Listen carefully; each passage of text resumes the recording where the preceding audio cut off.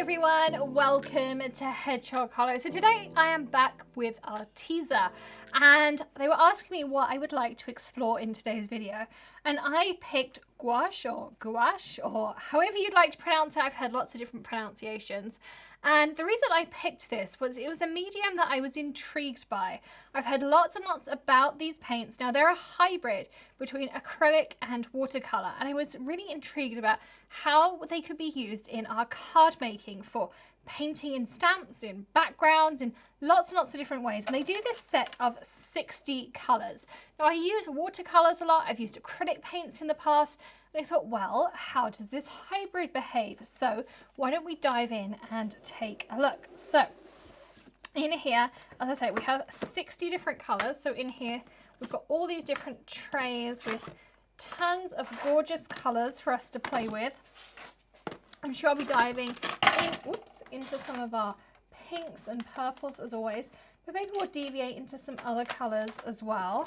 And I've grabbed some paint brushes out, ready to go. Let's grab them all out so we can see what we've got first of all. I always like to be able to see what colors I have to work with, and then I kind of decide what I'm going to do. Now, I already stamped out an image, one that I thought was a little bit more geometric, but I also thought we could play with a background first of all, just to kind of play with the medium, get used to it, see some of the different things it can do. As I say, this is a totally new medium for me. I've watched some videos on YouTube, I got a few different ideas, but let's just start with some backgrounds. So I'm going to start off just by adding some water onto my paper. This is just our teaser watercolor paper. So just a light brush of water, and I'm using my Rinse Well. If you don't know about the Rinse Well, check it out in the top right hand corner. It's an awesome tool because when that water gets dirty, I just press the plunger, and this little bottle up here is full of clean water.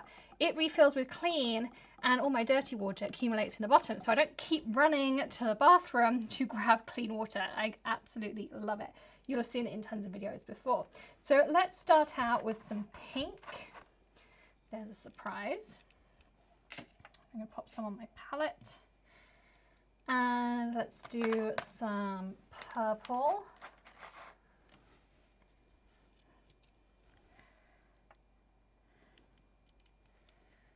And let's do some blue. Not really sure what blue.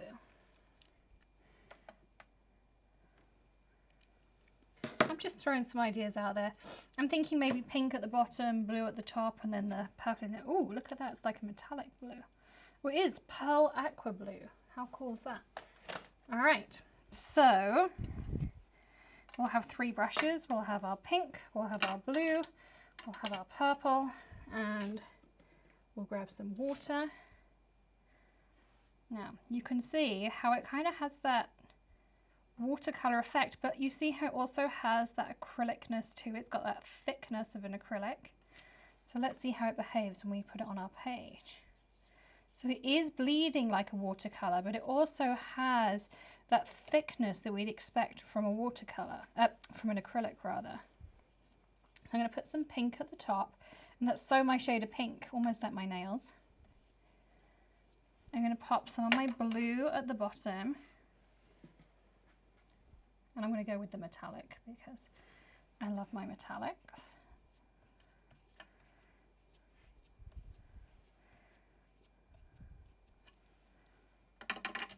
And then I'm going to go with some purple in the middle.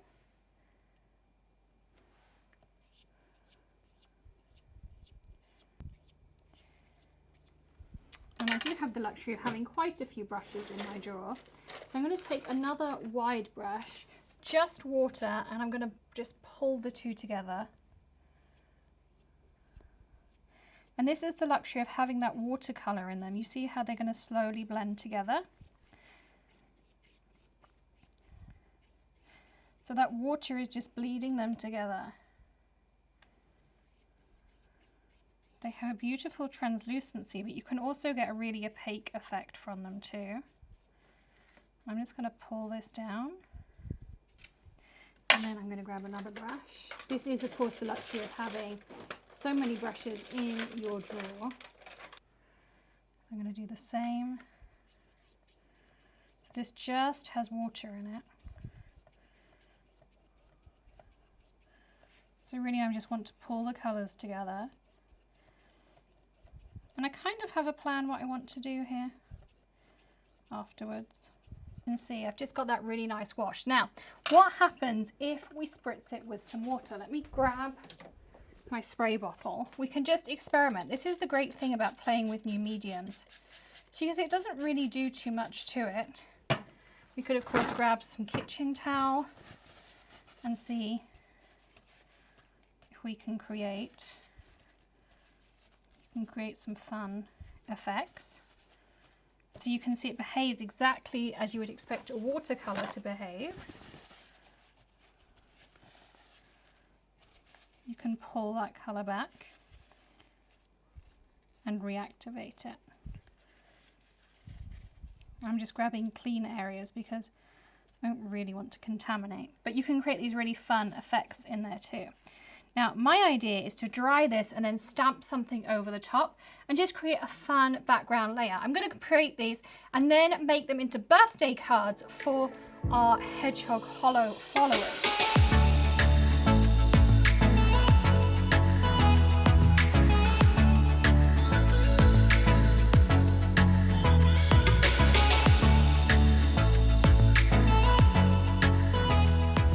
I just stamped a really simple geometric pattern over the top and it really pops. Now I'm going to turn this, as I say, into a birthday card for one of our Hedgehog Hollow Perks members, and you can join and become one of those perk members and possibly get this as your birthday card in the description below, or you can hit that join button next to the subscribe. But also I wanted us to explore the idea of just painting directly as well and how that works out. Now for this I'm going to try some different colors. Yes, I'm not just going to do pink. I'm going to go with some green. And let's also maybe try some, maybe a different shade of green. I'm just throwing ideas out there. This is another metallic one. I seem to be picking those. This is Pearl Emerald Green. We could do a different, this is pale green, maybe a few different shades here. So there's 3 brushes. I'll line them up here. And you saw how easy that was to clean out here in my rinse well. It also has a little kind of like grated area in the bottom, so it's nice and easy to clean out. So let's start here with this green. And I've already stamped this image out. So first of all, I'm going to go onto dry paper. So here I'm just painting kind of normally, just to give us a baseline. So this is if I just paint with a wet brush, almost dry, just straight onto my paper, this is the effect that I get. So this is just to give you some different ideas of effects that you can get. This is dry paper. Okay, let's try a dry brush onto dry paper, and we'll go next to it. So it looks thicker, not a huge difference.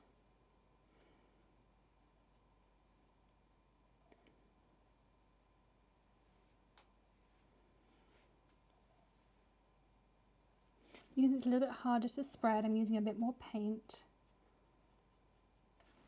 Now we'll try a wet triangle. So I'm going to pre-dampen this triangle.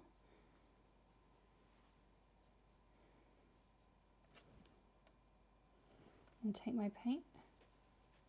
So you can see it's much easier to thread, much more like a watercolor. So you can see that hybrid of the two coming through. See how much quicker I can color that one in? So you can really see how those two kind of hybrids of the pigments make the difference of coloring those different triangles in. So you could go through all of these, you could color them in different colors. We could try different techniques. We could add lots of water in and maybe sort of graduate out a little bit. You can see how you could really make these pop. You could do a couple in the same. You know, you could really go a little bit more abstract as well. I'm going to have some fun. I'm going to color this one in. You can see a bit of a time lapse of it. But I'm going to just have some fun playing with the medium, learning what it can do, and we'll show you the end product.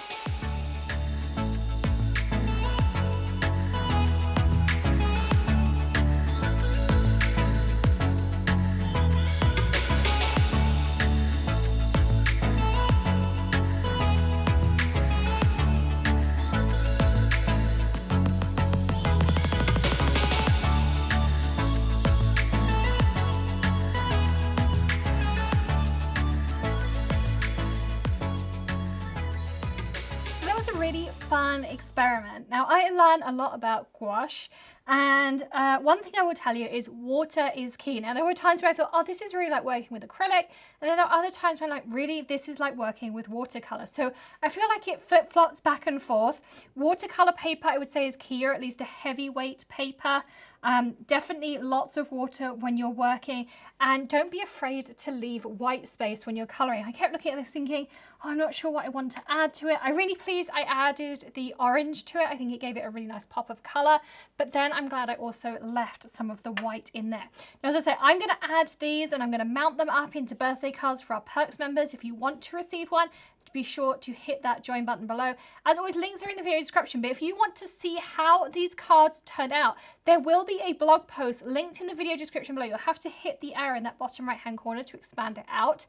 You can hop on over to the blog and you can see the blog post as to how these cards turn out. I hope you'll hop on over to find out more. I'll add some more of my thoughts on gouache and things like that as well, and some helpful links to videos that I found and watched prior to this video as well. So thank you so much for joining me today. Don't forget to hit that subscribe button, ring the bell, and of course hit that join button as well, and give us a thumbs up. If there is a product from our teaser that you would like us to review or some ideas for, do leave that in the comments below. Have a look around the Arteza website. There are tons of great value craft supplies over there. I'd love to know what you'd like to see in our weekly crafting with our teaser. There are so many different things for us to do, and if there's something you are struggling with, again, leave us a comment and we'll see if we can find a video on that as well.